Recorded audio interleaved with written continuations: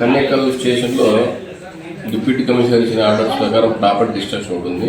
ఇందులో ఎన్డీపీఎల్ కేసులు 14 కేసులు, అలాగే డిపిఎల్ అంటే డ్యూటీ పెయిడ్ లిక్కర్ 13 కేసులు, నాటసాదములు 1 కేసు.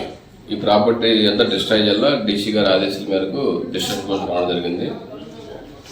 ఈ 14 కేసులు కూడా ఎన్డీపీఎల్లో మన కర్ణాటకలో వచ్చి టెట్రా ప్యాకెట్స్ కేసులు అవన్నీ.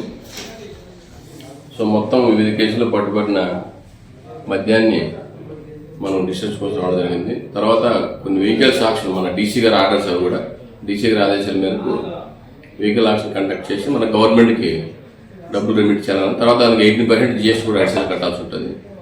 ఇవన్నీ ఆక్షన్ చేయడం కోసం రావడం జరిగింది.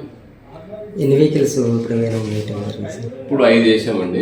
అందులో మనకి అప్సెట్ ప్రైజ్ వాళ్ళు ఇస్తారు, ఎవరు ఎంబీఏ గారు ఇస్తారు. మనకి టోకన్లు వచ్చండి, 10 మంది చేశారండి. 6 మంది వచ్చారు ఇలా దీనికి ఆప్షన్కి. వాళ్ళు ఎవరు ఎక్కువ పాడుకుంటే వాళ్ళకు అలాట్ చేయడం జరుగుతుంది.